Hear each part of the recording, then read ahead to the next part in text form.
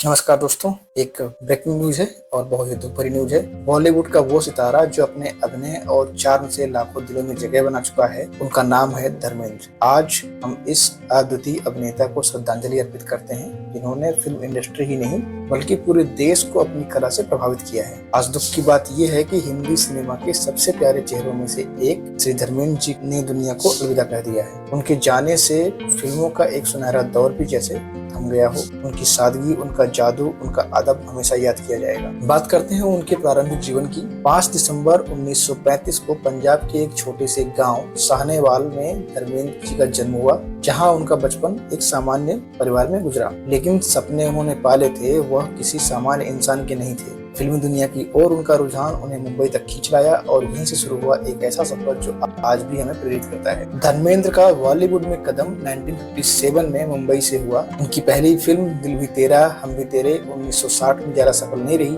लेकिन वह हार मानने वाले नहीं थे। धीरे धीरे उनका अभिनय लोगों तक पहुंचने लगा और उन्हें एक नायक के तौर पर पहचाना जाने लगा। 1960 के दशक के अंत तक धर्मेंद्र जी का नाम बॉलीवुड के प्रमुख सितारों में गिना जाने लगा। फिल्म फूल और पत्थर जो 1966 में रिलीज हुई थी, उसने उन्हें एक सुपरस्टार बना दिया। 1970 का दशक उनके लिए और भी खास साबित हुआ, क्योंकि इस दौर में उन्होंने न केवल एक्शन बल्कि इमोशनल और संवेदनशील किरदार भी किए। धर्मेंद्र ने अपनी फिल्मी यात्रा में कई ऐसे फिल्में की जिन्होंने उन्हें एक सशक्त अभिनेता के तौर पर स्थापित किया। हकीकत 1964 की, सत्यकाम 1969 जैसी फिल्मों में उनके अभिनय ने उन्हें एक गंभीर अभिनेता के तौर पर पहचान दिलाई। इसके बाद अनुपमा, प्रतिज्ञा जैसी फिल्मों में उन्होंने अपनी रोमांटिक और इमोशनल अभिनय का परिचय दिया। धर्मेंद्र ने अपने आप को सिर्फ सीरियस एक्टिंग तक सीमित नहीं रखा, बल्कि उन्होंने कॉमेडी में भी अपनी अलग पहचान बनाई। फिल्म चुपके चुपके जो 1975 में आई थी, उनकी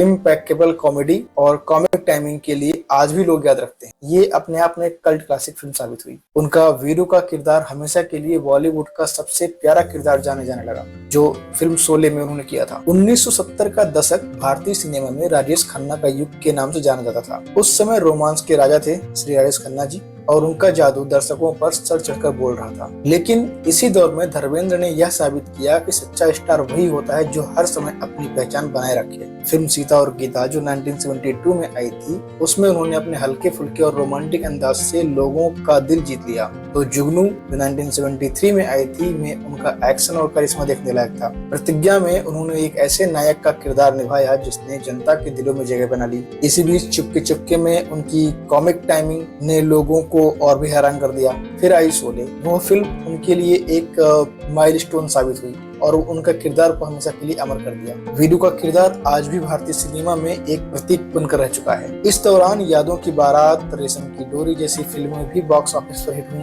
यानी जब राजेश खन्ना का दौर पूरे चरम पर था, तब भी धर्मेंद्र ने अपनी लोकप्रियता बरकरार रखी। एक्शन, रोमांस और कॉमेडी के संगम से भरे अपने अभिनय के दम पर धर्मेंद्र उस दौर में अकेले ऐसे अभिनेता थे जिन्होंने हर शैली में कामयाबी हासिल की, और यही उन्हें सच्चा हीमैन और दर्शकों का असली हीरो बनाता है। धर्मेंद्र की विशेषता यह थी कि उन्होंने हर प्रकार की भूमिकाओं में अपने अभिनय का लोहा मनवाया। एक्शन फिल्मों में उन्होंने अपनी ताकत दिखाई, रोमांस में अपनी नजाकत और कॉमेडी में अपनी मास्टर टाइमिंग। सीता और गीता, चुपके चुपके और शोले जैसी फिल्मों ने उनकी अभिनय क्षमता को और निखारा और एक नई मिसाल कायम की। धर्मेंद्र ने सिर्फ फिल्मों में ही नहीं बल्कि अपने संघर्ष और प्रतिबद्धता से फिल्म इंडस्ट्री को एक नई दिशा दी। उन्होंने हर भूमिका को नए तरीके से जिया और दर्शकों के दिलों में अपनी अमिट छाप छोड़ दी। उनका कहना था, मैं सिर्फ मनोरंजन करना चाहता हूँ, जब तक मेरे दर्शक मुझे प्यार करते रहें तब तक मैं काम करता रहूंगा। आज भी जब हम धर्मेंद्र को याद करते हैं तो हमें वो सारे क्षण याद आते हैं जो उन्होंने हमें अपनी फिल्मों के जरिए दिए। उनका काम,